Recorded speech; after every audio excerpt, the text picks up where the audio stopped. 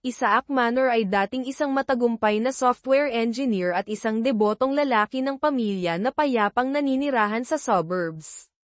Mayroon siyang mapagmahal na asawang si Lydia at isang magandang anak na babae, si Tommy, na kanyang pinakamamahal. Ang talino at dedikasyon ni Isaac ay nagdulot sa kanya ng napakagandang reputasyon sa trabaho at sa kanyang komunidad. Gayunpaman, gumuho ang kanyang buhay nang matuklasan niya ang pakikipagrelasyon ni Lydia kay Sheriff Peter Ramsey, isang tiwaling pulis. Ang pagtataksil ay sumire kay Isaac, ngunit mas malala pa ang darating. Inakusahan ni Ramsey si Isaac ng domestic violence, na humantong sa isang mabilis na paglilitis na puno ng gawa-gawang ebidensya at pinilit na mga testimonya. Sinentensyahan si Isaac ng 5.5 taon sa kulungan, nawala ang lahat ng kanyang itinayo. Pagkatapos ng 5 mahirap na taon, pinalaya si Isaac sa tarangkahan ng kulungan. Nakita niya ang kanyang dating asawa, anak, mga lolo't lola nito, at ang kanyang kapatid na naghihintay. Mas gusto niyang iwasan sila, kaya't humingi si Isaac sa isang gwardiya ng 200 palabas, na binanggit ang restraining order. Nauunawaan ng gwardiya ang pag-aatubili ni Isaac kaya't inakay niya ito sa isang maze ng mga pasilyo patungo sa isang likod na labasan. Sa labas, nagtanong si Lydia sa isang gwardiya tungkol sa paglaya ni Isaac, na natutunan na umalis ito sa likod na pintuan. Nagsimula siyang umiyak, napagtanto na ayaw nito ng anumang kontak at naalala ang restraining order. Mabilis na naglakad si Isaac patungo sa istasyon ng bus, nagmumuni-muni sa nakalipas na 6 na taon. Dati siyang isang masayang lalaki na kasal kay Lydia sa loob ng 18 taon at mahal na mahal ang kanyang anak na si Tommy.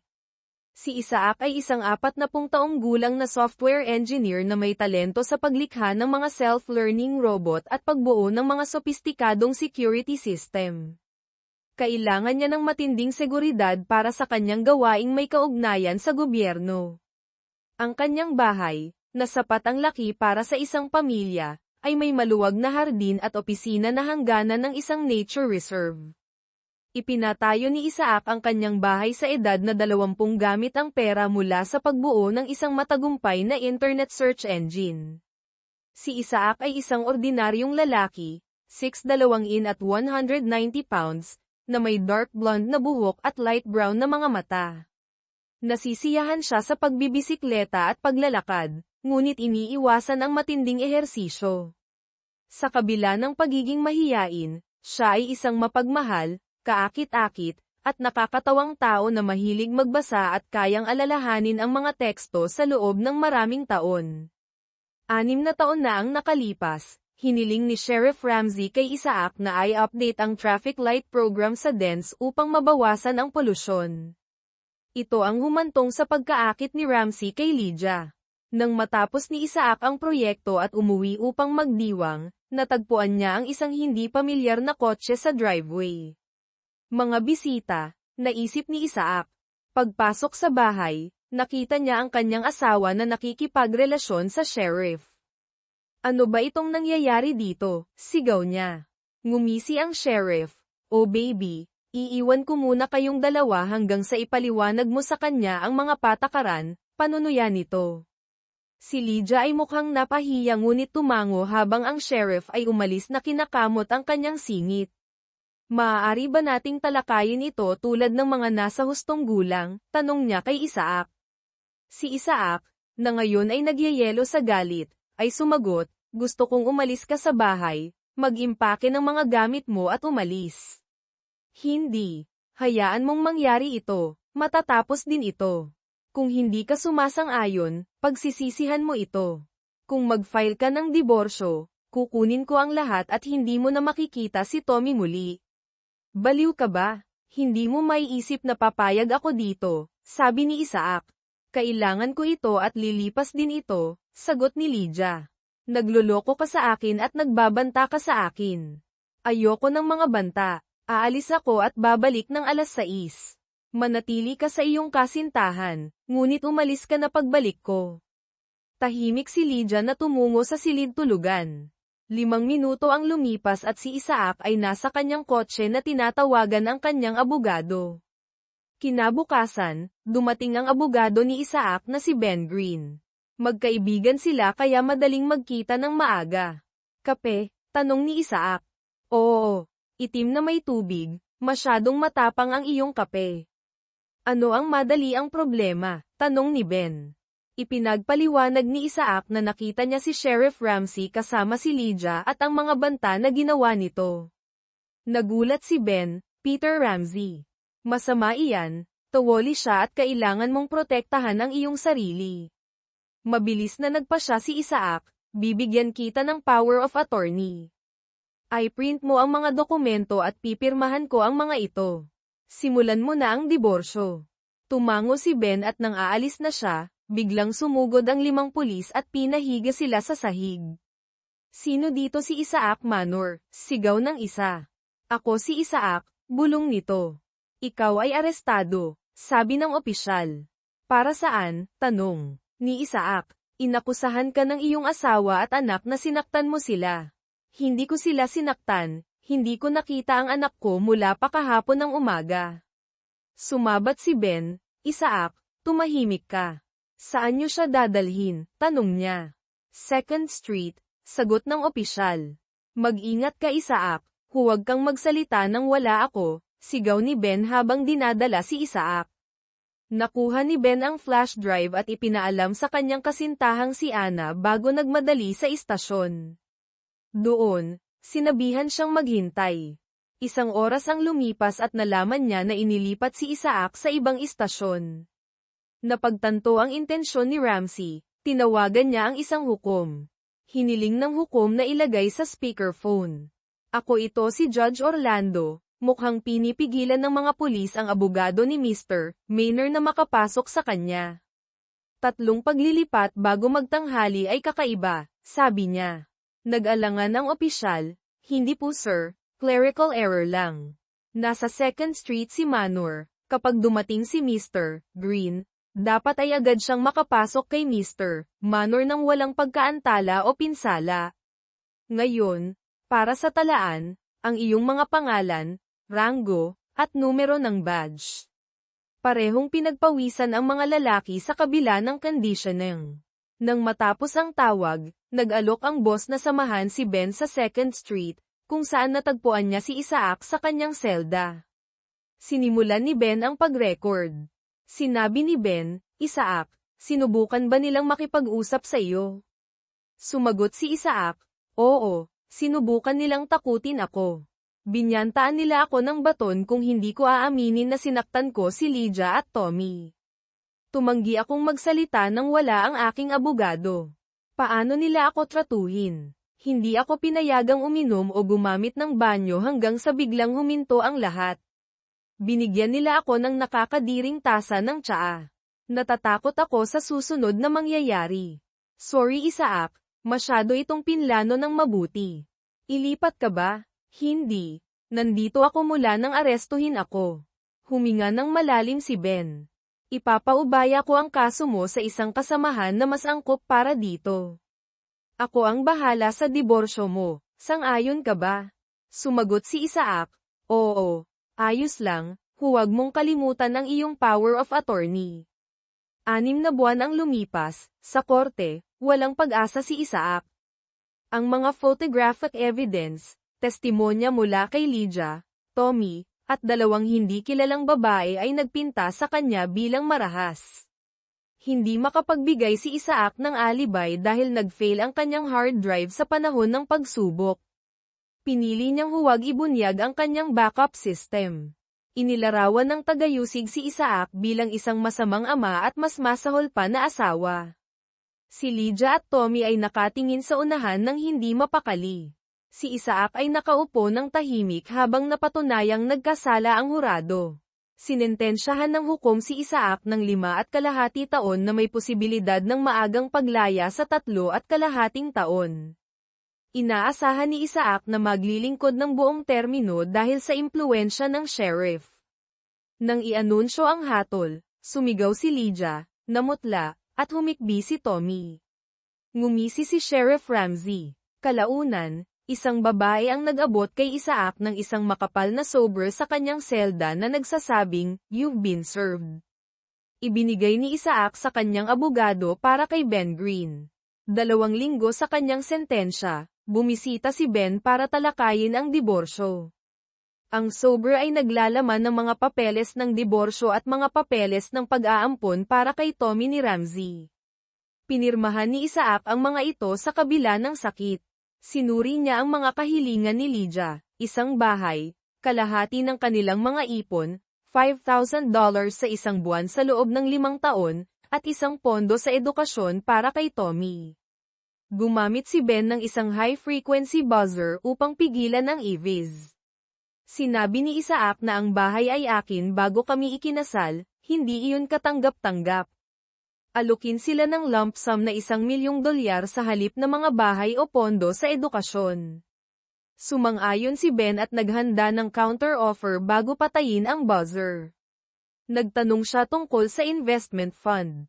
Sumagot si Isaac, "Binanggit ko ito ngunit hindi ko sinabi sa kanya ang halaga." Binayaran na ba ng lungsod ang pag-upgrade ng traffic light program? Sa palagay ko ay hindi, sagot ni Ben. Paalalahanan sila na ang $175,000 ay iyong bayad. "Maaaring kailanganin ko ang iyong tulong sa hinaharap," sinabi ni Isaac sa hinaharap. Umalis si Ben na malungkot dahil nahaharap ang kanyang kaibigan sa 5 taon para sa isang krimen na hindi niya ginawa, ngunit masaya na makakabili siya ng bahay na gusto niya. Kailangan niyang kunin ang $175,000 mula sa munisipalidad. Kinabukasan, lumipat si Isaac sa kanyang bagong selda pagkatapos ng talumpati ng warden. Sinamahan siya sa kanyang lokasyon. Nakilala niya si K2, ang pinakamalaking bully sa kulungan na nagsusulat sa isang piraso ng papel. Pinanood ni Isaac ng mabuti at nagbuntong hininga ng magalang. Suminghal si K2, "Kung sasabihin mo sa kahit sino na hindi ako marunong magsulat, mamamatay ka ng masakit." Natigilan si Isaac, "Walang nagturo sa iyo." Nagulat si Kay, "Ikaw ang unang nagtanong." "Nagtrabaho ako mula noong ako ay 8 taong gulang." "Ano ang sinusulat mo?" "Patawarin mo ako sa pagtatanong," tanong ni Isaac. "Isang liham sa aking lola, ang kanyang 87 kaarawan ay sa susunod na linggo," sagot ni K2. "Maaari ba akong tumulong? Kung ididikta mo, kaya kong isulat," alok ni Isaac. "Hindi. Gusto ko itong isulat mismo. Kapag natapos ko na, maaari mo itong isulat muli," sabi ni K2.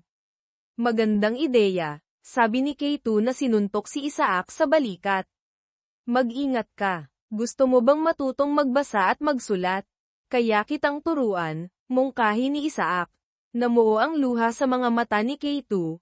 "Oo, pero huwag mong sabihin sa kahit sino," bulong niya. Mabilis na sumagot si Isaac, "Bakit ko gagawin iyon? Sinusubukan mo at iyon ay karapat-dapat sa tulong." "Ako si Isaac, ano ang pangalan mo?" "Ako si Fabian Small." "Huwag kang tumawa, ngunit lahat ay tumatawag sa akin na K2, pag-amin ni Fabian. Ang K2 ay ang pangalawang pinakamataas at pinakadelikadong bundok, tuparin mo ang iyong reputasyon, ngumiti si Isaac. Nasira ang yelo. Idinikta ni Kay ang kanyang liham at isinulat ni Isaac sa malalaking titik upang kanyang kopyahin. Nagsimula ang mga aralin pagkatapos. 2 linggo ang lumipas at tinawag si Isaac sa isang pagbisita. Hindi niya inaasahan na itinakwil na siya ng kanyang kapatid at hindi pa due si Ben hanggang sa susunod na linggo. Sa visiting room, nakita ni Isaac ang kanyang soon-to-be ex-asawa at anak kasama ang isang gwardya sa likod niya. Nangungutya niyang sinabi, "Nandito para magsaya, heto na ang pagkakataon mo." Tumalikod siya sa gwardya, "Tapos na ako, ibalik mo na ako sa selda ko." Narinig niyang umiyak si Lydia, "Isaac, maghintay ka." Lumayo siya at sumara ang pinto sa likod niya. Nagtanong si Isaac sa gwardya, "Maaari ko bang pigilan ang mga pagbisita mula sa kanila sa hinaharap? Mayroon silang restraining order sa akin. Ngunit pumunta para tuksuhin ako," sinabi ng gwardya na kakausapin niya ang warden. Nagkita si Ben at Isaac sa isang maliit na conference room. Inilabas ni Ben ang isang noise silencing device. Sinabi ko na mayroon akong binagong panukala sa diborsyo. Itinaas ni Isaac ang kilay niya. Nagtanong siya ng mas maraming pera. Hindi. Isusuko ni Lydia ang kalahati ng pera kung makakausap ka niya, paliwanag ni Ben. Sorry Ben, sabihin mo sa kanya na mas gugustuhin kong mawalan ng $500,000 kaysa kausapin siya, matatag na sagot ni Isaac. Isaac, iyan ay isang mamahaling pagtanggi, babala ni Ben. Alam ko pero pera lang ito, pakiabot ang mensahe, pagpupumilit ni Isaac. Napabuntong hininga si Ben, sinabi niya, okay, may iba pa ba akong maitutulong? Ngumiti si Isaac, humiling siya, oo, kailangan ko ng mga libro ng mga bata mula sa beginner hanggang sa advanced na mga antas, 2 libro bawat antas. Bumagsak ang panga ni Ben, nagtanong siya kung bakit, para sa aking cellmate, tinuturuan ko siyang magbasa, paliwanag ni Isaac. Ngumiti si Ben, sinabi niya na katulad ka talaga niyan Isaac, ako na ang bahala dito. Noong sumunod na linggo, nakatanggap si Isaac ng isang pakete ng mga libro na nagdulot ng kaguluhan sa mga gwardya at bilanggo. Binuksan ng isang gwardya ang mga ito na nagkokomento sa talino ni Isaac. Nagkibit-balikat si Isaac at tinanggap ang mga komento ng tahimik. Pagbalik sa kanyang selda, galit na galit si K2 sa mga komento, ngunit tumawa si Isaac, sinabi niya na huwag kang mag-alala, alam natin ang mas mahusay, magsimula ka sa mga aklat na ito, magkakaroon ako ng mga tanong pagkatapos kaya basahin mo ng mabuti. Bakit magbasa ng mga libro? Gusto ko lang magbasa para hindi nila ako maloko, pagmamaktol ni K2. Nagkakamali ka. Ang pagbabasa ng mga libro ay tumutulong sa iyo na makilala ang mga salita at matuto ng higit pa. Ang mga pahayagan at libro ay maaaring maging interesante, simulang basahin ang mga ito at panatilihin itong tahimik, payo ni Isaac. Nagmaktol si Fabian, okay, pero dahil tinawag mo akong kaibigan. Hindi ba tayo magkaibigan? Inilahad ni Isaac ang kanyang kamay, nilamon ito ng malaking kamay ni K2, kinumpirma niya na ikaw ang aking una at nag-iisang kaibigan. Naisip ni Isaac na tiyak na namuhay si K2 ng isang malungkot na buhay at nais niyang baguhin iyon. Pumasok si Isaac sa kanyang selda na pasa-pasa at sinuntok. Agad na tumalon si K2 na nakalimutan ang kanyang aklat, suminghal siya. Ano ang nangyari? Gusto ng aking asawa ang aking bahay, nagpadala si Sheriff Ramsey ng mensahe, humiyaw si Isaac. Patuloy nilang gagawin ito hanggang sa sumuko ka, babala ni K2. Wala akong pakialam, akin ang bahay at may sentimental value, deklarasyon ni Isaac. Humingi si K2 ng paglalarawan sa mga umaatake. Inilarawan ni Isaac ang isa sa 4 na lalaki bago tumungo sa infirmary. Kinabukasan, 4 na lalaki ang napunta sa infirmary na nagpadala ng malinaw na mensahe, iwanan si Isaac. Sa sumunod na buwan, napatunayang mabilis matuto at avid reader si K2. Sinimulan niyang i-refer ang iba pang mga inmate kay Isaac na nakilala bilang Dr. Isaac. Hindi nagtagal, nagkaroon si Isaac ng klase ng humigit kumulang 10 bilanggo na nangangailangan ng pagsasanay. Sa isang aralin, tinalakay nila ang buhay pagkatapos ng kulungan at ang mga paghihirap sa paghahanap ng trabaho. Tumango ang marami na bumalik sa kulungan ng maraming beses dahil sa kakulangan ng mga pagkakataon. Ito ang nagbigay kay Isaac ng isang ideya, tinanong niya ang bawat isa kung anong uri ng negosyo ang gusto nilang simulan. Isang lalaki, isang baker, ang gustong magbukas ng panaderia. Hiniling ni Isaac sa kanya na sumulat ng isang plano na tinawag itong isang math assignment. Sinabi ni K2 na gusto niyang magtrabaho sa seguridad. Ngumiti si Isaac, kailangan mo ng magnanakaw para mahuli ang magnanakaw, ikaw ang aking pinuno ng seguridad. Si K2 na may kanyang masungit na boses ay sumang-ayon, nagkamayan sila. Sa pagbisita ni Ben, ibinahagi ni Isaac ang kanyang ideya ng isang investment fund para sa mga ex-prisoner upang magsimula ng mga negosyo. Sumang-ayon si Ben na pangasiwaan ang legal na bahagi habang pinamamahalaan ni Isaac ang pananalapi, Nagkamayan sila upang tatakan ang deal. Pagkatapos ay binanggit ni Ben si Lydia, pinirmahan niya ang mga papeles ng diborsyo, gusto lang niya ng kalahati ng savings, walang alimony. Napagtanto niya na hindi niya mapapapayag na makipag-usap sa iyo, hindi niya i-claim ang bahay o hihingi ng mga pondo ni Tommy. Narito ang mga dokumento. Pinirmahan ni Isaac ang mga papeles na sumasalamin sa pagbabago ng puso ni Lydia. 6 na buwan ang lumipas, single na naman siya. Ang investment fund na itinatag niya at ni Ben ay naging matagumpay na tumutulong sa maraming bilanggo na makahanap ng trabaho o magsimula ng mga negosyo. Si Isaac ay lubos na iginagalang, ang mga baguhan na nagdulot ng gulo ay mabilis na hinarap. Si Isaac ay mayroon na ngayong isang silid para sa kanyang mga aralin na nagpakalma sa mga bilanggo na nagpapadali sa mga trabaho ng mga gwardya. Isang araw, tinanong siya ng isang social worker kung bakit wala ka sa listahan ng parole. Naging prangka si Isaac, ang warden ay kaibigan ni Sheriff Ramsey at nagbibigay ng mga negatibong ulat at hindi ko gusto ang parole. Maaaring ipadala ako ng mga tauhan ni Ramsey pabalik sa kulungan. Aalis ako sa 1 taon at talagang malaya. Wala kang gaanong pananampalataya sa legal system, tanong ng social worker. Hindi. Ako ay inakusahan ng sheriff at ng aking ex-asawa, hindi ko mapapatunayan iyon, mangyaring huwag kang magsalita tungkol sa isang patas na legal system. Iyon lang ba ang sagot ni Isaac, paumanhin sa pag-abala sa iyo, sagot niya. Ayos lang, masaya ang mga bilanggo sa akin dito, dagdag ni Isaac. Nagmukha siyang naguguluhan habang umalis si Isaac, nagpunta siya sa kanyang self-defense class. Iginiit ni K2 na natututo siyang lumaban na nagbibigay diin sa mabilis na lubusang neutralization ng mga kaaway.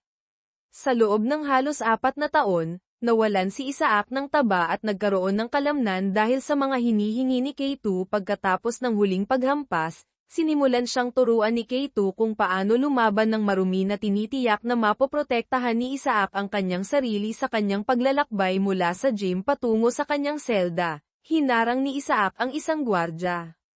Sinabi ng gwardya na gusto kang makita ng warden ngayon. Ano ngayon na ako ay nasa problema, na isip ni Isaac na pakiramdam ang pagbagsak ng kanyang tiyan.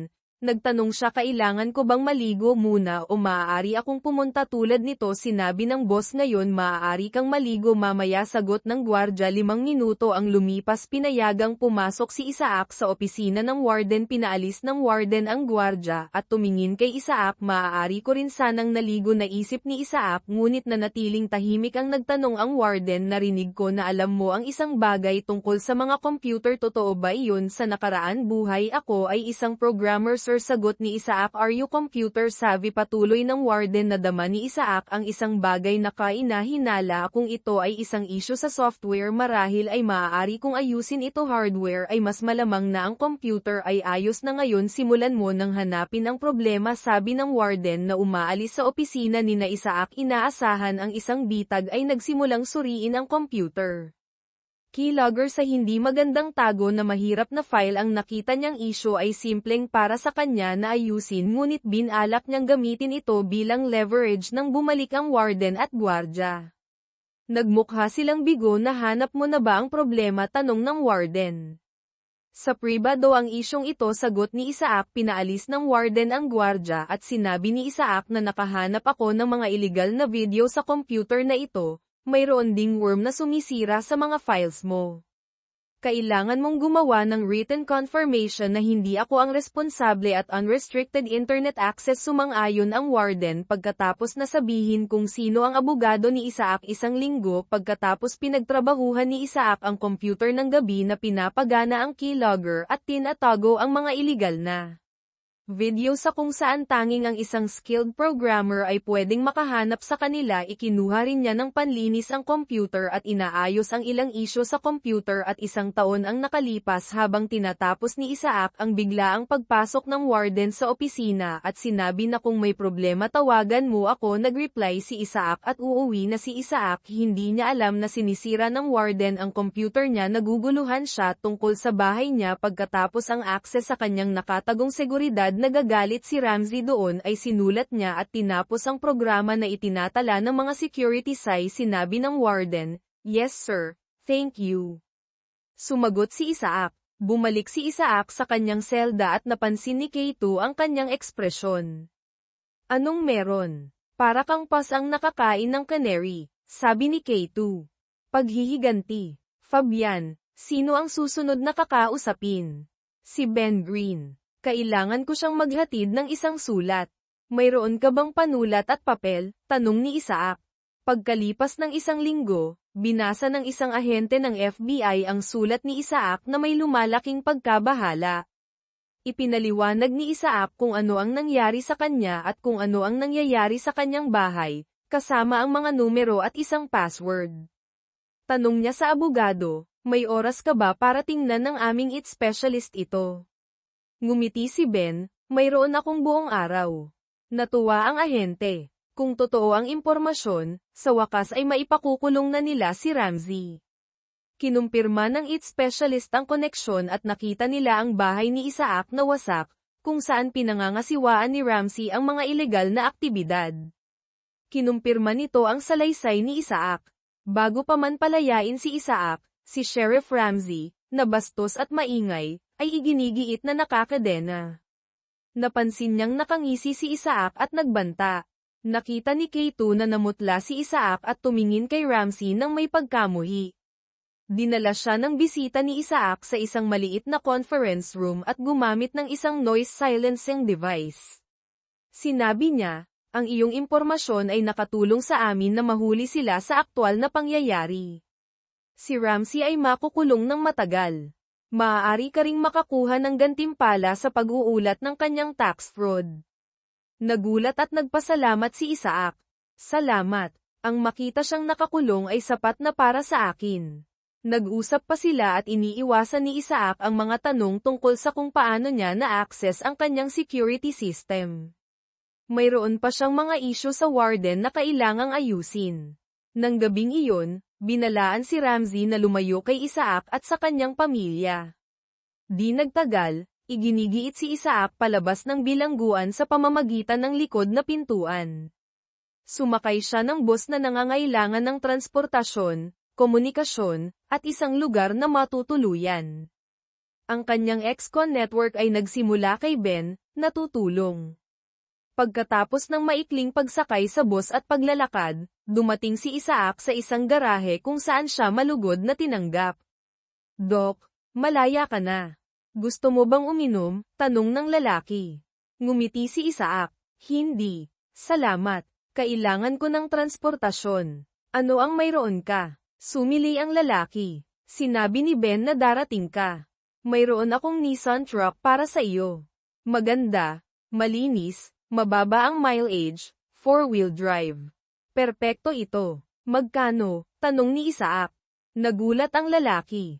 "Hindi kita maaaring singilin pagkatapos ng lahat ng nagawa mo para sa akin." "Hindi. Kukuha ako ng discount, pero walang libre," giit ni Isaac. Bamantong hininga ang lalaki. Hinulaan ito ni Ben. "Pag-uusapan natin ito habang nag-e-enjoy ng tsaa." Naghihintay si Isaac para sa papeles. Pagkatapos ay pinaandar niya ang truck at nagtungo upang bisitahin ang kanyang matandang kaibigan. Hapon na nang siya ay umupo sa isang komportableng upuan at sinabi kay Ana, asawa ni Ben, "Matagal na rin simula nang umupo ako sa isang upuan na ganito." Ngumiti si Ana. Mahal niya si Isaac at alam niyang inosente siya. Napansin niya ang kanyang pagod, ang mga linya ng pag-aalala sa kanyang mukha, at ang kanyang malungkot ngunit determinado na mga mata. Sa kabila ng lahat, nanatili si Isaac na isang maginoo. Dinalhan niya siya ng mga bulaklak, naaalala ang kanyang kasal kay Ben na hindi niya nadaluhan. Sinabi niya kay Isaac na sasamahan sila ni Ben sa lalong madaling panahon na may Indonesian takeout, ang kanyang paborito. Pumasok si Ben ng maingay. "Ano ang pangit na sapphire blue truck na iyon sa driveway ko?" Tumawa siya, niyakap si Isaac. "Welcome back, Isaac. Natutuwa akong makita ka." Tumango si Isaac, biglang hindi makapagsalita. Tinapak siya ni Ana sa likod. Sinabi niya, "Okay lang, Maglaan ka ng oras. Iwinaksi ni Isaac ang kanyang malungkot na mga iniisip. Magandang bahay, komento niya. Nabali ang spell. Tanong ni Ana kay Isaac, ano ang gusto mong inumin? Beer. Sparkle ang water lang. Hindi ako umiinom ng alak sa loob ng 5.5 taon at gusto kong panatilihin ito. Sumagot si Isaac. Naghain si Ana ng hapunan, pagkatapos ay huminto na may isang tray ng masarap na amoy na pagkain. Sinabi niya, ngayon ay para sa selebrasyon, bukas maaari mong labanan ang iyong mga laban, naiintindihan. Sumang-ayon ang parehong lalaki. Ito ay nagmarka ng isang napakagandang gabi, ang unang pagkakataon sa halos 7 taon na nakaramdam si Isaac ng kalmado at relaxed. Sa pagtatapos ng gabi, ipinagbigay alam ni Ben kay Isaac na mayroon silang guest room na handa para sa kanya. Nakaramdam ng pagkapahiya si Isaac at sinabi, maaari akong manatili sa isang hotel. Giit ni Ana. Sinabi niya, dito ka matutulog. Bukas bibisitahin natin ang iyong bahay ng sama-sama, walang argumento. Bumigay si Isaac. Sinabi niya, salamat, pagod na ako. Ipakita mo sa akin kung saan ako matutulog. Sinabi ni Ana ng may pagdidiin, tandaan, magkaibigan tayo. Tumulong ka na bayaran ang bahay na ito sa pamamagitan ng iyong traffic light project. Ipapakita ni Ben sa iyo ang iyong silid. Bukas ay isang bagong araw, sa isang mas malambing na tono, dagdag ni Ana. Sinabi niya, good night, you big fool. Mahal ka namin. Nahirapan si Isaac na makatulog ng gabing iyon, na nakakamiss ang pamilyar na ingay ng bilangguan, ngunit kalaunan ay napadpad sa isang hindi mapakilang pagtulog. Kinabukasan, pinanood ni Lauren Wined ang mga bagong dating na dumating sa bahay gamit ang binoculars na iniwan ng FBI. Nakita niya ang isang payat at balbas sarado na lalaki na bumaba mula sa isang blue truck na tumitingin sa paligid. Ang mag-asawang kasama niya ay tila nagdamdam. Pumasok sila sa bahay matapos kunin ng lalaki ang isang crowbar mula sa kanyang truck. Naghanda si Lauren na sunduin ang kanyang anak mula sa paaralan. Lumakad si Isaac sa kanyang wasak na tahanan. Ang lahat ay nawasak, ang kusina ay marumi, ang silid tulugan ay mabaho, at ang mga electrical wire ay naputol. Ang lahat ng mahahalagang bagay ay nawala. Nagtaka siya kung magagawa pa ba niya itong tahanan muli. Kinuha niya ang kanyang mga gamit sa kampang mula sa kanyang truck at sinimulang dalhin ang mga ito sa loob.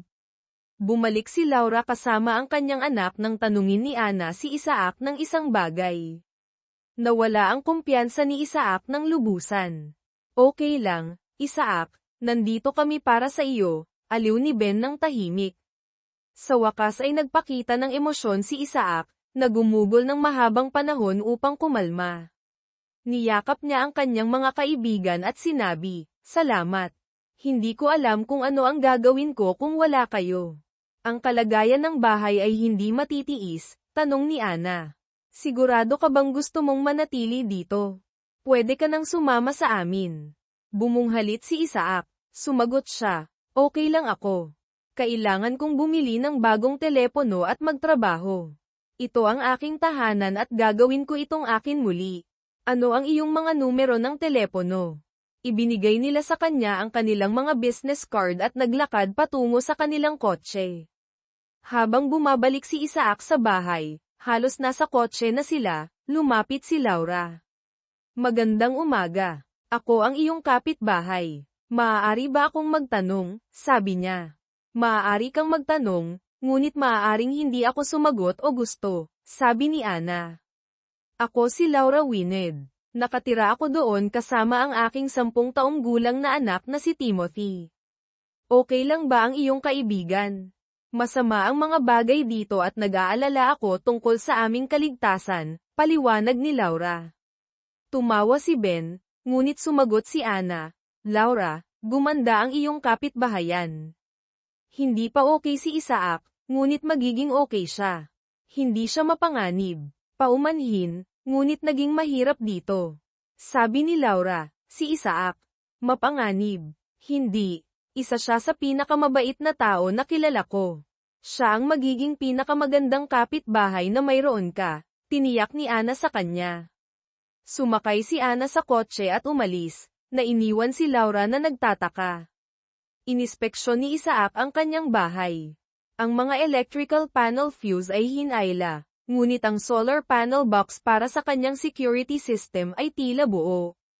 Ang bahay ay ginawang kalat, kasama ang mga kasangkapan na nasira at mga mahahalagang bagay na ninakaw. Nagtaka siya kung maibabalik pa niya ito. Kinukuha ang mga gamit sa kampang mula sa kanyang truck, sinimulan ni Isaac ang paglilinis. Nakita ni Laura, na nanunood mula sa kanyang bintana, si Isaac na may crowbar. Naalala niya ang pagsalakay ng FBI at nakaramdam ng pag-iingat ngunit interesado. Tinawagan ni Isaac si Ben upang makuha ang listahan ng kanyang ex-con company. Kinaumagahan, nakita ni Laura si Isaac na nagtatrabaho sa labas na may laptop. Sinaliksik niya siya online at nalaman niyang gumugol siya ng 5.5 taon sa bilangguan dahil sa pananakit sa kanyang asawa at anak na babae, na nakalito sa kanya sa binigay na katiyakan ni Ana. Habang nag-aalmusal kasama si Tim, dumating ang isang kotse na may label na ex-con services at binati ng 2 lalaki si Isaac. Napansin ni Laura ang kanilang slogan, natutunan namin ang katapatan sa mahirap na paraan, ngayon nag-aalok ng matapat na trabaho sa makatarungang presyo. Inutusan ni Isaac ang mga lalaki na linisin ang kusina, silid tulugan, at opisina, na itapon. Ang lahat, ng gabing iyon, isang truck ang dumating upang alisin ang isang dumpster. Dumating ang isa pang ex-con services van na pinamumunuan ng isang babae na nagdala kay Laura ng mga bulaklak mula kay Dr. Isaac at humingi ng paumanhin para sa anumang ingay. Nagulat si Laura na kumaway pabalik kay Isaac. Makalipas ang 2 linggo, sa pagkalinis ng bahay, pinlano ni Isaac at isang kontraktor ang panloob na pagpapanumbalik. Ang silid tulugan ni Isaac at bahagi ng kusina ay maaaring gamitin. Nasiyahan siya sa ulan mula sa ilalim ng isang tolda nang makita niya ang kotse ni Laura na nahihirapan. Kinuha niya ang isang payong at lumakad upang tumulong. Magandang hapon. Ako si Isaac Manor, iyong kapitbahay, sabi ni Isaac na may bahagyang ngiti. Oo, paumanhin, nagmamadali ako. Kailangan kong sunduin ang aking anak na si Tim mula sa paaralan, ngunit ang aking kotse, sagot ni Laura. Ang iyong kotse ay hindi pupunta saan man. Maaari mong kunin ang akin o maaari kitang ihatid kung okay lang sa iyo na makita kasama ang isang ex-con, alok ni Isaac. Nagulat si Laura sa pagtimbang ng mga opsyon. Mas natatakot akong magmaneho ng iyong truck, maaari mo ba akong ihatid? Tanong niya. Sigurado, kunin mo ang iyong coat. Isasara ko ang bahay, sagot ni Isaac. Kailangan mo ba ng tulong sa kotse? Bulong ni Laura na nahihiya. Hindi ko kayang bayaran ito. Pinutol ni Isaac, kapitbahay. Ang ibig kong sabihin ay tumulong ng walang strings attached, o isang friendly face lang at paminsan-minsang kape. Nahihiya si Laura na sumagot, ako si Laura Winstead, paumanhin sa pagiging bastos. Oo, mangyaring kung kaya mo itong ayusin. Tinawagan ni Isaac ang kanyang contact sa speaker para marinig ni Laura. Doc, paano kita matutulungan? Ang boses sa kabilang dulo. Sumagot si Isaac, Oy Kate, maaari mo bang paitangnan ni Joey ang kotse ng kapitbahay ko? Nasa loob ang mga susi. Tagubilin ni Isaac, syempre, may iba pa ba? Tanong ni Kate, patawagan na lang ako ni Joey kapag may balita, salamat, sagot ni Isaac. Tumawa si Isaac, magandang malaman, isang bagong face ang malapit nang magsimula. Mukhang kakailanganin ko ng isang assistant, sabi niya. Nahihiya si Laura na nagtanong, paano ko maipapagawa ang aking kotse ng mabilis? Tiniyak ni Isaac sa kanya, huwag kang mag-alala, papunta na si Joey na may tow truck.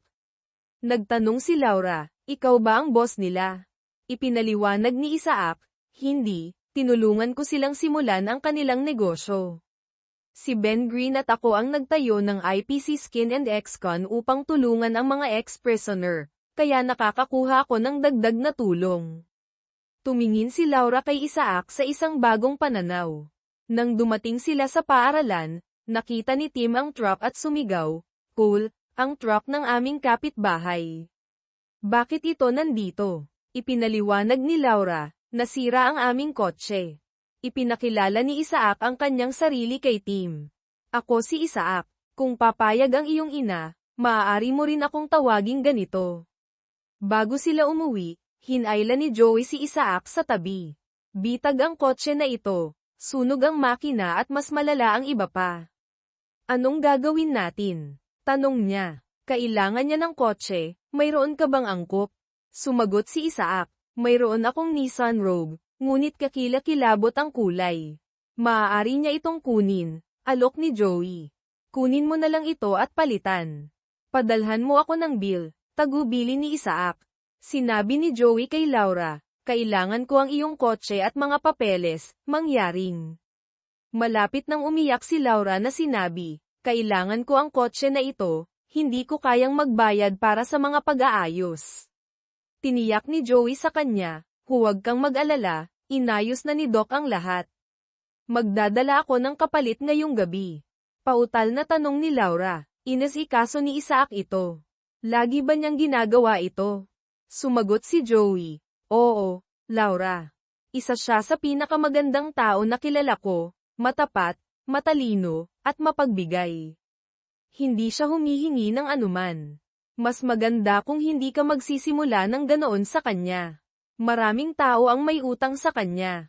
Dagdag pa ni Joey, "Hindi ako naniniwala kahit isang segundo na sinaktan niya ang kanyang ex-wife at anak na babae. Wala siya niyan. Kita-kita pagkatapos ng hapunan." Samantala, na-access ni Isaac ang mga backup hard drive at sinuri ang mga recordings. Nakita niya ang kanyang asawa na sumisira sa kanyang mga panata sa kasal, ang kanyang pagkatuklas at ang kasunod na mga banta, at ipinaliwanag ni Ramsey ang kanilang plano na i-frame siya. Ipinakita ng tape ang makeup artist sa isang taong tinatawag na Doc na lumalagda ng mga papeles. Umupo si Isaac sa katahimikan habang bumabagsak ang mga luha sa kanyang mukha. Nakaramdam siya ng pagkakanulo at ni-rewind ang footage. Huminto siya nang makita niya si Ramsey at napansin ang body language ng mga lalaki kasama ang prosecutor at ang hukom. Narinig niyang sinabi ni Ramsey, "Banta ang lalaking ito. Kailangan siyang patahimikin ng permanente." Itinigil ni Isaac ang panonood, pinatay ang mga hard drive, at tinawagan ang FBI. Nang dumating sila, ibinigay niya sa kanila ang 2 discs. "Kailangan ko ng mga certified copies ng mga recordings na ito," sabi niya. "Ipinapakita ng mga tala na ito na ako ay na-frame at nakulong sa kabila ng aking pagiging inosente. Mayroon akong mga account na kailangang bayaran." Si Lydia ay nagtatrabaho bilang isang legal secretary, isang trabaho na inayos ni Peter. Nakaramdam siya ng pagkakasala ngunit nanatili sa kanyang kwento. Ang kanyang anak na babae ay halos hindi nagsasalita sa kanya. Tinawag siya ng prosecutor sa kanyang opisina kung saan ipinakita ng isang ahente ng FBI na si Smith ang kanyang mga kredensyal at sinabing, "Muling binubuksan namin ang kaso ni Isaac Manor." Namutla si Lydia. "Bakit?" tanong niya ng kinakabahan. Ipinakita ni Ahente Smith ang footage ni Lydia at Ramsey na nagplano laban kay Isaac. Nahimatay si Lydia. Nang magising siya, nakaposas ang prosecutor. Sinabi ni Ahente Smith, "Akala mo ba makakaligtas ka dito? Mayroon kaming mga buwan ng recordings kasama ang isang slaughter plot." Makalipas ang 1 linggo, umamin si Lydia. Sinampahan si Ramsey ng maraming krimen at gugugol ang buong buhay niya sa bilangguan. Nahatulan si Lydia ng maling pag-uulat at perjury. Nilinaw ni Isaac na ayaw niyang magkaroon ng contact sa kanyang anak na babae. Umalis siya nang walang ina. Nagpunta siya kay Ben na gustong takutin si Lydia. Sinampahan ni Ben si Lydia ng $100,000 para sa bawat taon na nakulong si Isaac. Sinampahan din si Ramsey ng kaso ng $1,000,000 bawat taon na nakulong si Isaac, kasama ang mga danyo sa bahay at kapaligiran ni Isaac. Ang lungsod ng Dens ay mabilis na inayos ang bahagi nito sa hindi makatarungang pagkabilanggo ni Isaac. Akala ni Ramsey, na mayabang, na walang kahihinatnan ang kaso. Ang kanyang abogado ay nagpakita ng kaunting pagsisikap sa kaso. Pumanig ang korte kay Isaac at nawala kay Ramsey ang kanyang kayamanan na napunta sa isang trust fund para sa investment company ni Isaac at Ben. Natakot si Lydia sa kaso ni Isaac. Nawalan siya ng trabaho at humaharap sa pagkawala ng kanyang tahanan.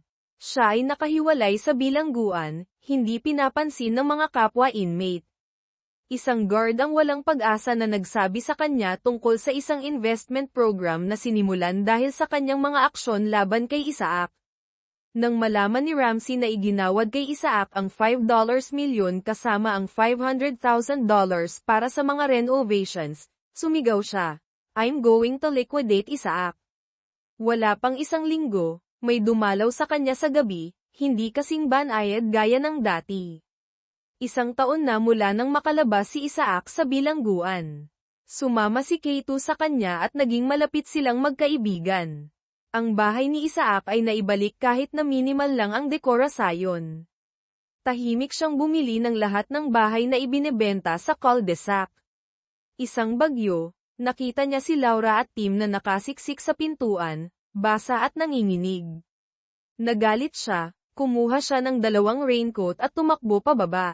"Anong ginagawa ninyo? Magyayelo kayo," sigaw ni Isaac. "Narito, isuot ninyo ito at pumasok," wika ni Isaac. Noong una, tumanggi si Laura ngunit pagkatapos tumingin kay Isaac, napagpasyahan niya itong tanggapin. Sa loob ng bahay ni Isaac, nakatingin pababa si Laura at tahimik na nagsabi, "Paumanhin." Kumalma si Isaac at sumagot ng malumanay, paumanhin sa pagsigaw. "Nag-aalala ako. Anong nangyari?" Ipinaliwanag ni Laura, pumutok ang electrical panel. "Okay, susuriin ng isang tao bukas. Dito na kayo tumuloy ngayong gabi, maglalagay ako ng mga higaan para sa inyo ni Tim." Walang tutol, iginiit ni Isaac. Humanap si Isaac ng ilang t-shirts at ipinakita kay Laura ang banyo para sa mainit na palaigo. Habang kinukuha ang kanyang flip phone sa opisina, narinig niya si Laura sa pintuan at napansin ang kanyang figura. Sa pagkapahiya, nagtanong siya, "Kailangan mo ba ng isang bagay?" "Oo, ikaw malaking tanga, kailangan kitang pasalamatan. Maaari ba kitang halikan bago matulog?" Hinalikan ni Laura ang pisngi ni Isaac at nagtanong, "Bakit ka iniwan ng iyong ex at itinuring ka ng ganito?" "Hindi ko alam. Anyway, nasa likod na siya ng mga bar ngayon," sagot ni Isaac. Namula si Laura at tumakbo upang magbihis. Nang bumalik siya, ipinaliwanag ni Isaac, "Nagdisenyo ako ng mga nakatagong backup security systems."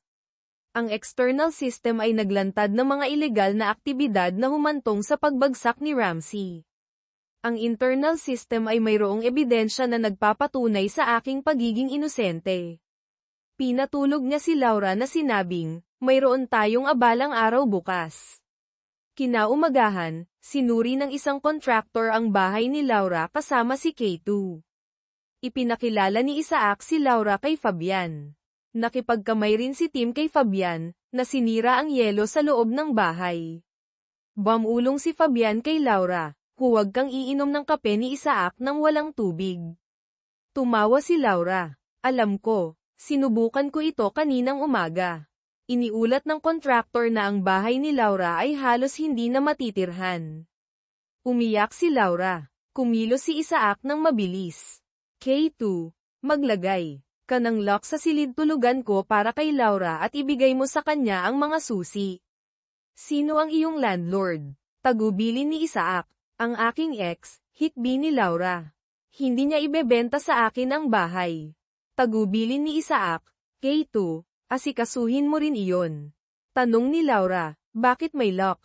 Paliwanag ni Isaac, "Iniisip pa rin ng mga kapitbahay na sinasaktan ko ang mga babae."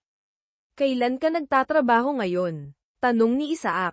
"Hindi ko kailangan, binabayaran nila ako ng mga sentimos at gusto nila ang 150% sa akin. Halos hindi ko kayang magbayad ng mga bayarin at hindi ako makahanap ng ibang trabaho dahil sa aking ex," paliwanag ni Laura. "Oh, ano ang iyong trabaho?" Tanong ni Isaac. Nag-aral ako ng organization at business, ngayon nagtatrabaho ako bilang isang secretary, sagot ni Laura. Alam ni Isaac, na gusto si Laura, na kailangan niya ng isang secretary. Tanong niya, gusto mo bang magtrabaho para sa akin full-time, dito o mula sa iyong bahay kapag na-renovate na? Namula si Laura. Wala akong references at kailangan kong alagaan si Tim. Dagdag ni Isaac, maaari kang magtrabaho dito. Ilalagay ko ang isang silid para kay Tim at tutulong sa kanyang homework. Pag-isipan mo, makikinabang tayong pareho, malumanay na sabi ni Isaac. Nagulat si Laura na nagtanong, gusto mo ba ako? Sagot ni Isaac, bakit hindi? Kung isa ka lang roommate, nasa rental ka na ngayon. Sabihin mo na, pag-uusapan ni Ana at Ben ang iba pa. Niyakap ni Laura si Isaac at hinalikan ang kanyang pisngi. Kailan ako magsisimula? Tanong niya. Ngayon, bigla kong gustong ayusan ang aking bahay. Maaari kang manatili dito habang ginagawa ang renovations, sagot ni Isaac. Oo at matutuwa si Tim, ngunit kailangan ko munang mag-resign sa aking lumang trabaho. Maaari ko bang gamitin ang iyong telepono? Tanong ni Laura. Samantala, natagpuan ni Tim ang isang lumang robot na ginawa ni Isaac, nagalit siya. Tanong niya, ano ito? Sino ang gumawa nito? Ngumiti si Isaac, ako, hanapin natin ang mga batteries at remote para mapaglaruan mo ito sa labas. Pagkalipas ng 10 minuto, masayang naglaro si Tim kasama ang robot pababa sa driveway. Nag-ayos si Isaac ng babysitter para kay Tim at makalipas ang 1 oras, pumunta siya at si Laura sa isang shopping mall. Nag-resign ako, hindi sila masaya at inalok ako ng promotion at mas maraming trabaho, sabi ni Laura. Pumasok si Isaac sa parking lot. Huli na ang lahat. Napansin ni Laura ang kanyang pag-aalala at nakaramdam ng mainit na atraksyon. Tanong niya, ano ang iyong alok? Sumagot si Isaac, magsisimula ka sa $4,000 sa isang buwan, libreng pabahay sa aking walang hanggang pasasalamat. Diyos ko, bulalas ni Lord, pero libreng pabahay. Hindi ka pa bumibili ng bahay ah. Huwag mong maliitin ang husay ni Fabian sa negosasyon, sagot ni Isaac na may ngisi.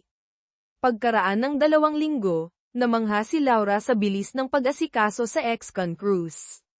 Sinimulan niyang ilipat ang kanyang mga gamit pabalik sa kanyang bahay, ngunit nakaramdam siya ng kaunting lungkot. Nagiging malapit na siya kay Isaac.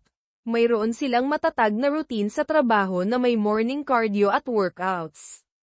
Nahirapan si Laura sa simula, ngunit nakakita agad siya ng pagbuti. Ilang gabi pagkaraan, inanunsyo ni Tim na mayroon siyang bagong guro sa math. Si Laura, na abala sa pag-iisip kay Isaac, ay napansin ang isang kotse sa kanyang driveway.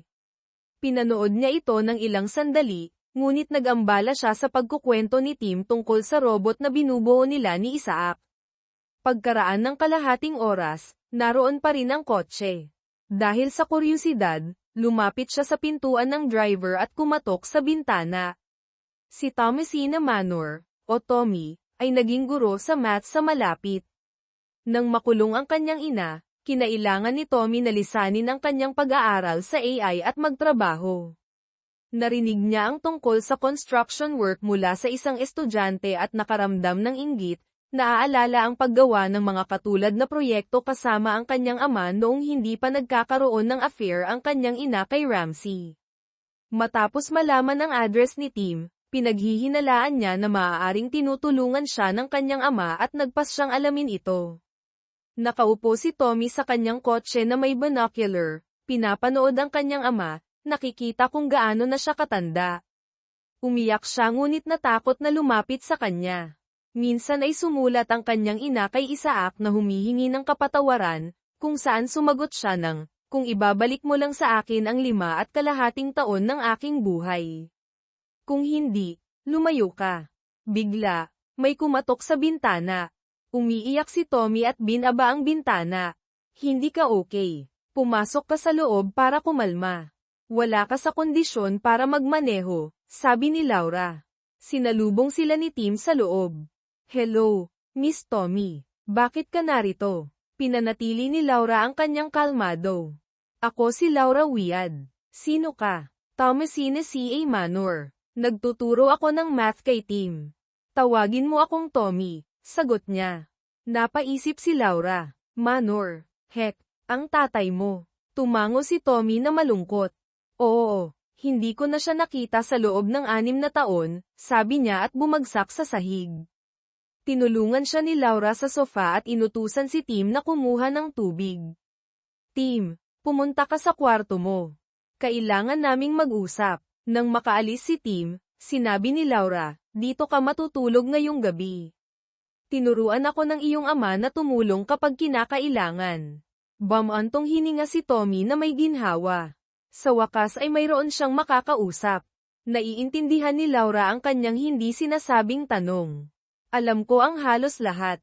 Hindi kailanman binanggit ng iyong ama ang iyong papel, basta't inampun ka ni Peter Ramsey. Umiling si Tommy. Tumanggi akong magpaampon.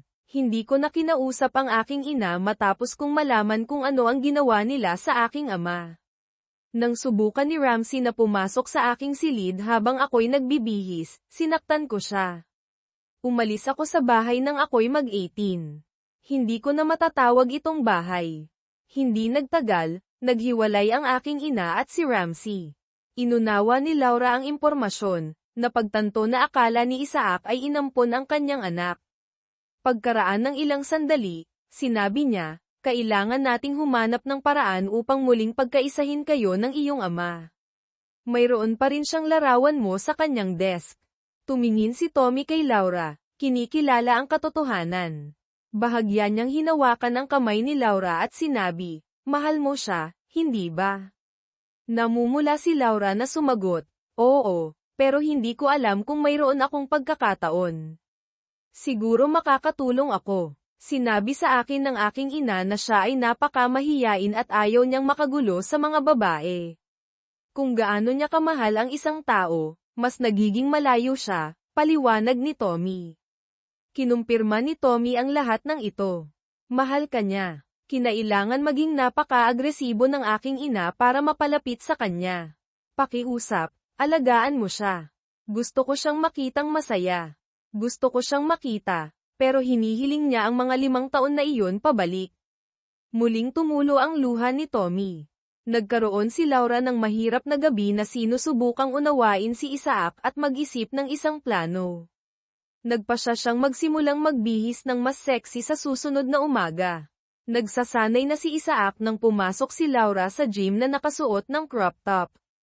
Natuwa si Isaac na mapansin ang kanyang pagbaba ng timbang. Sa kalagitnaan, sinubukan ni Laura ang sinabi ni Tommy. Pwede ba akong mag-day off? Kailangan kong mag-relax at bumili ng mga bagong damit. Nasa eskwela si Tim hanggang alas 5, sabi ni Laura. Magandang ideya yan. Pwede ba akong sumama sayo?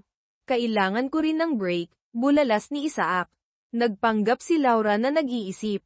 Gusto ko yan. Matutulungan mo akong pumili. Nagbago ang ekspresyon ni Isaac.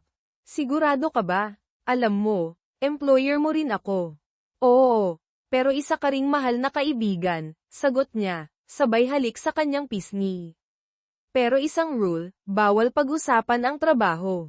Ngumiti si Isaac, got it. Pagkaraan ng isang oras, inihatid nila si Tim sa eskwela at nagtungo sa shopping center. Nagkape sila bago mag-shopping. Sinabi ni Laura kay Isaac na ay upgrade ang kanyang wardrobe para iwasan ang imahe niya bilang dating preso.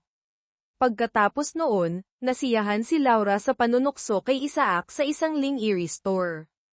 Hinangaan niya ang kanyang gumagandang figura, alam na pinapanood siya ni Isaac. Sumukat siya ng ilang damit at Ling Erie, napansin ang mga reaksyon ni Isaac. Isang damit ang nagpatingkad sa kanyang dibdib, naaga ang kanyang atensyon. May isa pang damit na gusto niya, pero hindi niya kayang bilhin. Sa department ng sportswear, hindi napansin ni Laura ang ginawa ni Isaac sa saleswoman. Pagkatapos ng pananghalian, nagbiroan sila tungkol sa bill na binayaran ni Isaac. Pagkauwi sa bahay, nakakita si Laura ng dagdag na bag na may paborito niyang pabango sa kanyang mga pinamili. Sa pag-unpack, nakaramdam siya ng pag-asa. Mayroon talaga akong pagkakataon, naisip niya.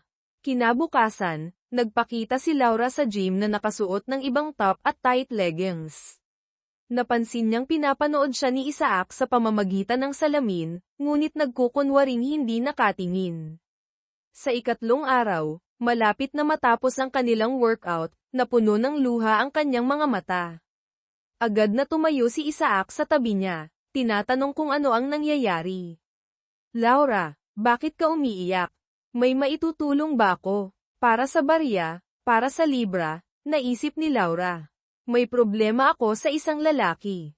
Sinasaktan ka ba niya? Tanong ni Isaac sa isang paraan. Ang problema ay mahal ko siya, pero hindi niya sinasagot ang aking mga pagtatangka. May mga ideya ka ba? Sabi ni Laura.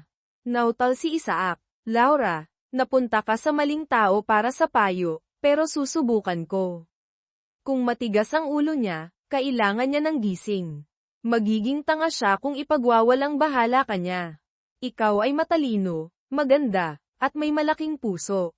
Maging direkta ka. Magbabago rin siya. Tumayo si Laura, humarap kay Isaac, at umupo sa kanyang kondongan.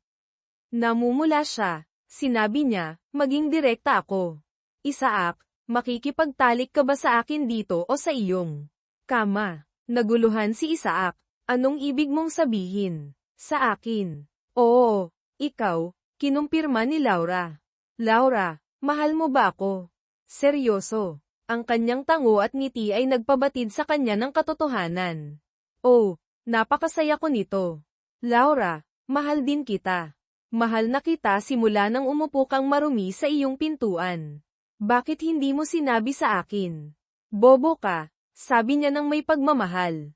Hindi ko kaya. Ako ang iyong employer at ang iyong landlord. Ipinangako ko, walang strings attached, isang friendly face lang at paminsan-minsang kape, tandaan, paliwanag ni Isaac. Hinalikan siya ni Laura. Minsan, masyado kang disente para sa iyong sariling kabutihan. Ngayon, narito ang kwarto. Hinawakan ni Isaac ang kanyang kamay, dinala siya sa kwarto, at isinara ang pinto sa likod nila. Kalaunan, sinabi ni Laura, Isaac, oras na para sunduin si Tim sa eskwela. Kaya't isa sa atin ay kailangang maligo. Bakit hindi tayo maligo ng sabay? Iminungkahi ni Isaac, hindi. Kung maliligo tayo ng sabay, hinding-hindi natin kakayanin sa oras. Ako na muna ang maliligo at sasanduan si Tim, sagot ni Laura. Nag-alinlangan si Isaac na sumang-ayon. Naligo si Laura, nagbihis, at nagmaneho papunta sa eskwela. Pagdating niya, kasama ni Tommy si Tim. Pinasakay ni Laura si Tim sa kotse at ngumisi si Tommy. Nakita mo na ang iyong lalaki. Nakakatawa kang maglakad. Tumawa si Laura. Salamat sa impormasyon tungkol sa iyong tatay. Halos kinailangan ko siyang kaladkarin papunta sa kama. Ipinapangako ko na tutulungan kitang muling magkonekta, ngunit maging mapagpasensya. Sensitibo siya tungkol dito. Pagkaraan ng 6 na linggo, nahirapan si Laura sa kanilang workout. Napansin ni Isaac at nag-alala. Kalaunan noong umagang iyon, tumanggi siyang magkape at mas pinili ang tsaa. Nang may dumaan na may cheddar sandwich, tumakbo siya papunta sa banyo. Naunawaan ni Isaac, sinabi niya sa kanya na mag-day off at pumunta sa isang shopping center upang bisitahin ang isang jeweler. Kinabukasan, mas maganda ang pakiramdam ni Laura, ngunit nilaktawan ang pagsasanay na nag-aangking may virus. Dumating siya sa kanyang opisina ng 9:30 at nakakita ng 2 maliliit na kahon sa kanyang desk. Pagbubukas ng una, nakakita siya ng isang magandang antique pocket watch na may gintong kadena at isang tala. Ang oras ay lumilipas at ang buhay ay napakaikli upang sayangin. Nagtataka ang isang employer kung papayagan siya ng kanyang personal assistant na gumawa sa kanya ng isang alok. Sa tingin niya, siya ay maganda sa loob at labas at sa paglipas ng panahon ay mas lalo pa siyang gaganda. Nakakaramdam ng init sa loob. Binuksan ni Laura ang pangalawang kahon at nakakita ng 3 pregnancy test. Napagtanto niya na maaaring siya ay buntis at naunang napansin ito ni Isaac. Nakaramdam siya ng halo ng kaligayahan, pagkabalisa, at sorpresa. Lumitaw si Isaac sa pintuan, namumula. Sinabi ni Laura ng mahinhin, "Oo, maaaring gumawa ng alok ang aking employer." Tahimik na hinawakan ni Isaac ang kamay ni Laura at inakay siya palabas. Dito sa araw, tinanong niya ng malakas, "Laura Wiad, ipagkakaluwag mo ba sa akin ang karangalan na maging aking asawa?" "Oo, gago ka. Hindi mo na kailangang magtanong ng formal. Sasabihin ko pa rin ang oo." Natanto nila na mga 100 tao ang nakasaksi sa eksena. Naghiyawan at pumalakpak habang inilalagay ni Isaac ang isang emerald-shaped palladium diamond ring sa kanyang daliri. "O Diyos ko, ito ay kahanga-hanga," bulalas ni Laura. Nagdala si Tim ng champagne at mga baso. Sinabi ni Isaac kay Laura, "Tumaya ako ng oo, tulad ng nakikita mo." Pagkatapos ay sumigaw siya sa iba. Ang lahat ay maaaring kumuha ng isang baso mula sa hardin. Pagkatapos ng pagdiriwang, pumasok sina Isaac at Laura sa loob. Si Laura, pagod sa mga emosyon at pagbati, ay umupo kasama si Isaac sa living room na tumitingin sa kagubatan. Pagkaraan ng ilang sandali, tinanong ni Isaac, "Saan mo gustong tumira? Maaari ka bang manatili dito o magpapatayo tayo ng bagong bahay? Kailangan ng pagkukumpuni ang lugar na ito, lalo na kung buntis ka." "At ano ang tungkol sa iyong lumang bahay?" Sumagot si Laura, "Gusto ko ang bahay na ito, maluwag at maliwanag na may masasayang alaala. Manatili tayo dito. Tungkol naman sa aking lumang bahay, sa iyo na yan." Ngumiti si Isaac. "Nang bilhin ito ni Fabian, muli ko itong ipinarehistro sa iyong pangalan kaya desisyon mo yan. May kilala ka bang gustong tumira doon o ipagbibili natin ito?" Mabilis na nag-isip si Laura. Papayag si Isaac sa anumang bagay ngayon kaya gusto niyang maging maingat. "Kailangan kong mag-isip, maaaring may kilala ako." Kinabukasan pagkatapos sunduin si Tim, tinalakay ni na Isaac at Laura ang mga pagbabago sa bahay. Iminungkahi ni Isaac ang pagdaragdag ng pool, balkonahe, at extension para kay Tim. Tinanong niya kung nakahanap na si Laura ng kandidato para sa kanyang bahay. Tumango siya at huminga ng malalim. "May naiisip ako, ngunit pakiusap na makinig at mag-isip bago tumugon. Kailangan ng bagong guro ni Tim sa math ng lugar na titirhan. Inaagaw ang kanyang bahay." Tinanong ni Isaac, "Ano ang problema?" "Ang kanyang pangalan ay Thomasina Manorshek, ang iyong anak." Ibinunyag ni Laura. Natigilan si Isaac. "Ano?" Hinawakan ni Laura ang kanyang mga kamay at ipinaliwanag, "Hindi kailanman nalaman ni Tommy kung ano ang ginawa nila sa iyo. Binago ni Ramsey ang kanyang patoto. Sinubukan kanyang bisitahin at palayain ngunit naharangan sa bawat pagliko. Sinuntok pa nga ni Tommy si Ramsey." Kinumpirma ni Fabian ang kanyang kwento. Dumaan sa iba't ibang emosyon ang mukha ni Isaac. Sa wakas, bamulong siya. Kawawang bata. "Anong gagawin natin ngayon?" Hinalikan siya ni Laura. "Magbabayad si Ramsey, pero huwag kang gagawa ng ilegal. May anak tayo sa daan, positibo ang lahat ng 3 test. Ayokong makulong ka ulit." "Hindi ako gagawa ng ilegal, pero ano ang tungkol kay Tommy?" tanong ni Isaac. "Ipagkatiwala mo sa akin. Maaari mo bang sunduin si Laura sa eskwela?" Mungkahi ni Laura. "Maaring ihatid ako ng contractor hek pagtatrabaho sa mga pagtatansya para sa bahay pabalik," sagot ni Isaac. Ngumiti si Laura. "Ang ganda ng mga ideya mo, nagtitiwala ako sayo. Kukunin ko sina Tim at Tommy sa eskwela." Tumakbo si Tim papunta kay Laura na bamulong, "Pwede mo bang tawagan si Miss Manor?" Bumalik si Tim kasama si Tommy na mukhang nag-aalala.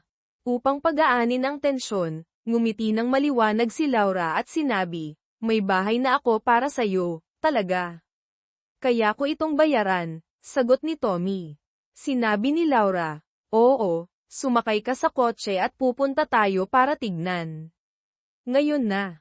"Oo, bakit hindi?" Nagpasya si Tommy na magtiwala sa kanya at sumakay sa kotse. Dinala siya ni Laura sa kanyang bahay. Nang makita ito ni Tommy, naguluhan siya. "Ito ang bahay mo," sabi ni Laura. "Hindi. Magpapakasal na ako at kaya mo itong bayaran, kailangan mo lang makilala ang may-ari. Naging maingat si Tommy, hindi ako makikipagtalik sa kanya. Bulalas niya. Tumawa si Laura. Hindi. Honey, hindi niya iisipin yan. Tinanong ni Tommy, kailan ko makikilala ang misteryosong landlord na ito at kailan ako makakalipat? Sumili si Laura. Ngayon at bukas. Punta tayo sa bahay sa malapit. Doon din titira si Tim at ako. Sa wakas ay naunawaan ni Tommy. Pinanood ni Laura ang mga ekspresyon ni Tommy nang may kasiyahan habang pinoproseso niya ang impormasyon. Ang tatay mo, tanong ni Tommy. Oo, gusto kanyang makilala. Magpapakasal na kami at magkakaroon ng anak, sabi ni Laura nang masaya. Nakaramdam si Tommy ng halo ng kagalakan, takot, at sorpresa. Naghanda siya ng mga talumpati sa loob ng maraming taon ngunit ngayon ay hindi naaalala ang alinman sa mga ito. Hinawakan ni Laura ang kamay ni Tommy at inakay siya papunta sa bahay ni Isaac. Tumakbo si Tim sa unahan at kumatok sa pinto. Binuksan ni Isaac at nagtanong, "Hoy, malaki, mag-isa ka lang?" Masayang sumagot si Tim, "Hindi, sumama si nanay sa guro ko sa math. Titira na siya sa bahay natin, hindi ba?" Tumingin si Isaac sa dalawang babae at sinabi, "Oh wow, dalawa sa pinakamagaganda at pinakamahalagang babae sa buhay ko, magkasama." Habang papalapit sila, bumulong siya, "Tommy, naging napakagandang babae ka. Maaari ba kitang yakapin?" Lumipad si Tommy sa kanyang mga bisig na humihikbi, "Daddy." Nakatayo silang magkasama hanggang sa tawagin sila ni Laura sa loob. Sa loob, pinagmasdan ni Tommy ang kanyang ama. Mukha siyang mas matanda kaysa sa naalala niya na may kunot sa mukha at payat na pangangatawan. "Oh, Dad, sorry talaga." Pinutol ni Laura, "Dapat ninyong ipagpatuloy ang pag-uusap na ito habang naghahanda ako ng hapunan. Siguro mananatili ka para sa hapunan, Tommy." Mahigpit na niyakap ni Tommy si Laura. "Maraming salamat, napakasaya ko. Salamat sayo, Mom." Ngumiti si Laura sa gitna ng kanyang mga luha, "Gagawin ko ang anumang bagay para mapasaya si Isaac. Ngayon, kausapin mo na ang tatay mo." Nakaupo sina Isaac at Tommy ng comfortable sa opisina. Inalok ni Isaac kay Tommy ang isang soft drink, na nagpapaliwanag na may buzz sa bilangguan ngunit hindi niya ito hinawakan. "Nagpa siya akong mamuhay nang wala ito, hindi ako naiirita kung umiinom ang iba." Tumango si Tommy. "Talaga bang inaalok mo sa akin ang bahay ni Laura? Nakikita ko ang ilang kahirapan." Tumawa si Isaac, "Ang tanging problema ay maaaring ang restraining order na inilagay ng iyong ina sa akin. Naiintindihan kong kailangan niya ng lugar na titirhan, ngunit kailangan niyang lumayo sa akin. Ayokong makita siya sa aking hardin o sa aking pintuan, hindi siya malugod dito kung kaya mo itong tanggapin, ayos lang. Naiintindihan ko, Dad, hanggang lang sa makabangon siya sa kanyang sarili.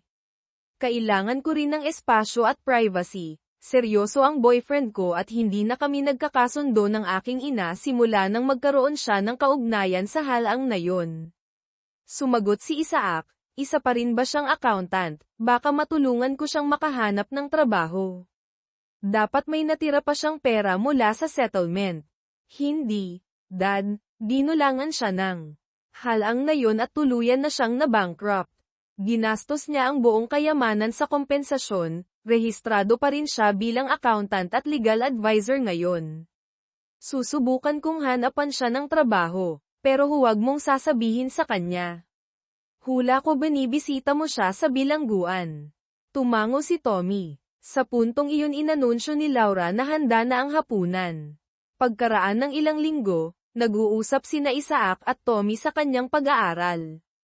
Tanong niya kay Tommy, "Kailan mo huling dinalaw ang iyong ina?"